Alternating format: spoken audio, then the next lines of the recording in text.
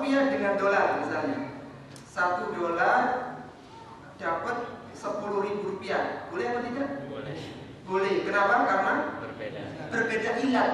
Jadi seperti emas dengan perak, rupiah dengan dolar. Ini boleh. Tetapi syaratnya harus kontan.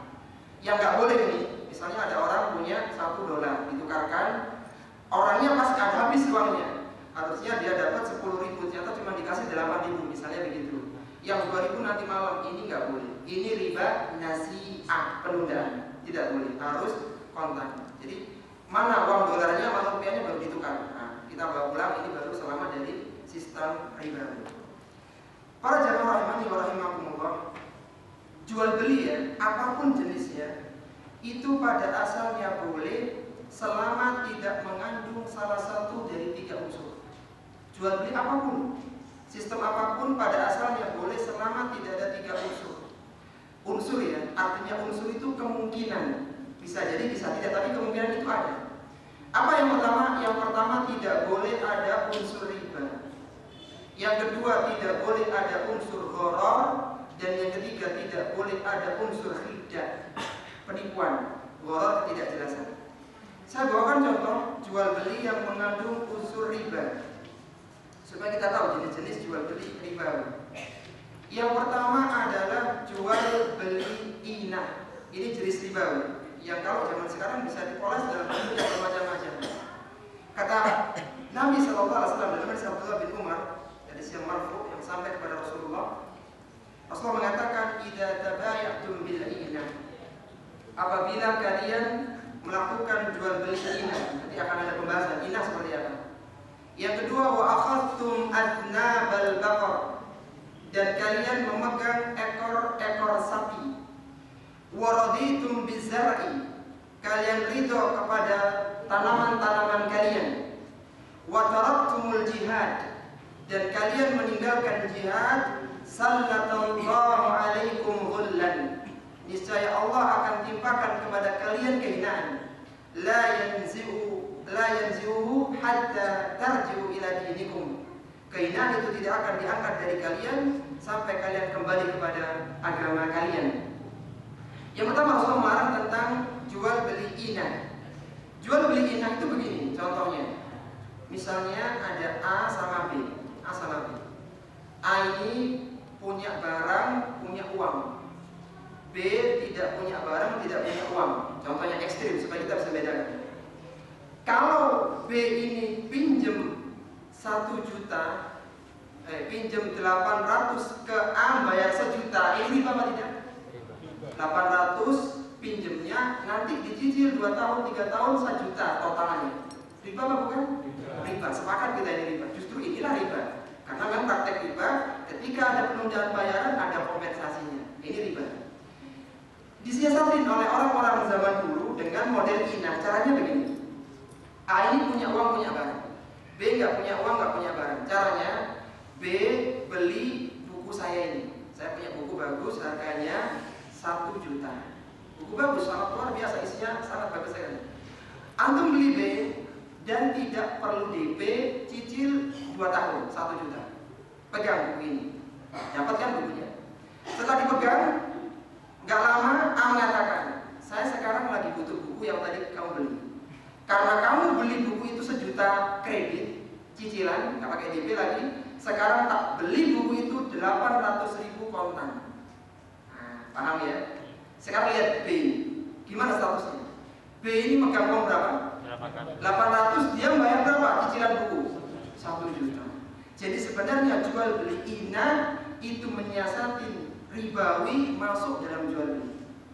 Endingnya kan dia megang uang 800, kemudian kredit sampai berapa? 1 juta. Dan ini riba. Ini riba. Kalau manusia transaksinya seperti ini, maka akan ditimpakan kehinaan kepada mereka. Demikian pula ketika mereka cinta kepada peternakan, kepada pertanian dan hal-hal yang lain. Itu yang pertama. Yang kedua ada jual beli muzabana. Jual beli muzabana adalah menjual buah yang ada di pohon dengan yang sudah dipetik. Jadi yang ada di pohon ditukar dengan yang sudah dipetik. Kata Abdullah bin Umar, nah Rasulullah SAW anil muzabana. Rasulullah melarang jual beli muzabana. Apa itu? wal muzabanatu an yabi ar-rajulu tamra haidi. Muzabana adalah seorang yang menjual buah kurma yang ada di kebunnya, in kanat nahlan, jika dia masih berupa kurma basah, bitamrin kailan, dengan tamar yaitu kurma yang kering dengan takaran tertentu. Wa in kanat karman, apabila itu berupa anggur yang kering, an yabi'ahu bizabibin kailan, anggur yang kering dengan anggur yang basah. Wa in kana zar'an an yabi'ahu bi kailin ta'amin, apabila itu makanan maka ditukar dengan jumlah tertentu. Nah, an dzalika kulli.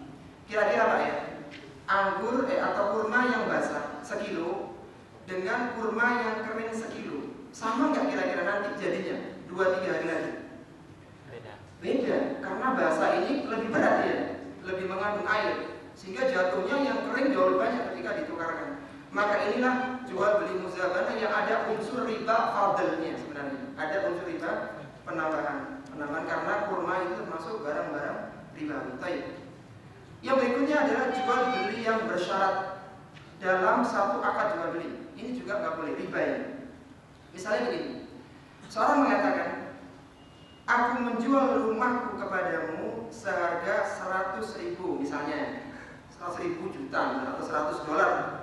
100.000 contohnya di sini ya. Dengan syarat, ada syaratnya, engkau menjual rumahmu kepadaku harga 50.000. Jadi misalnya begini Pak, kadang kan kalau orang nawar supaya mau itu ada barternya gitu. Ya sudahlah, ini kalau kamu nggak mau ngambil rumahku, nggak apa-apa. Tak ambil rumahmu itu tak beli, ini tak potong harganya. Jadi ini kan bersyarat ya, saya menjual ini kalau kamu menjual itu kepadaku. Saya ngasihkan ini barang kepadamu, tapi syarat barang itu kasihkan ke aku. Maksudnya begitu. Jadi jual beli yang bersyarat.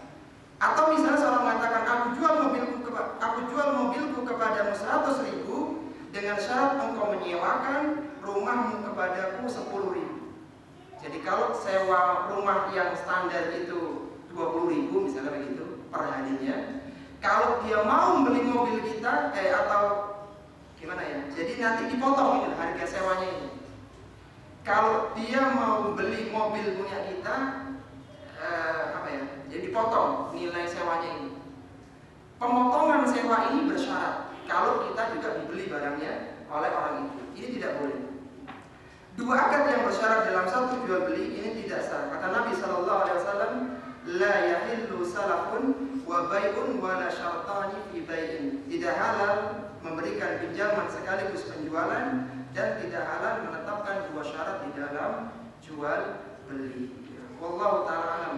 Sebelum kita lanjutkan, kalau ada yang ingin didiskusikan di masing-masing.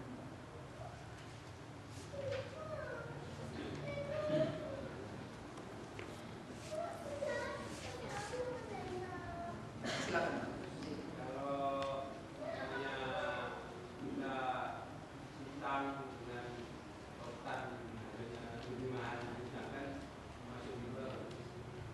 Jual kontan dan kredit gitu. Ya. Kontan harganya lebih rendah daripada kredit gitu. Itu diantara yang diperselisihkan oleh para ulama kita Pak. Apakah menjual kontan dan kredit itu termasuk jual beli dua harga yang dilarang atau tidak? Ini yang diperselisihkan.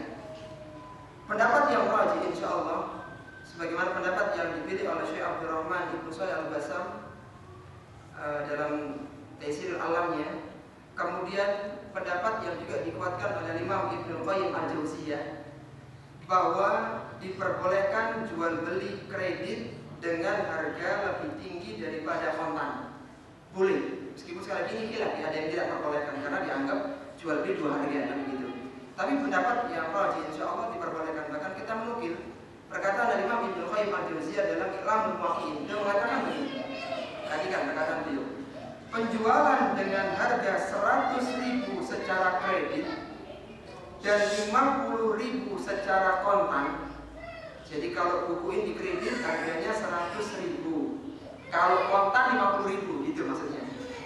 Di sini kata Imam Qayyim tidak terjadi riba. Satu, tidak terjadi pembodohan, tidak terjadi penipuan dan unsur-unsur yang merusak yang lainnya. karena penjualan tersebut memberikan pilihan kepada pembeli mana di antara dua harga tersebut yang dikehendaki.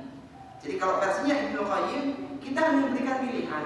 Kalau mau kontan, kasih lebih murah. Kalau mau kredit, harganya jatuhnya lebih mahal.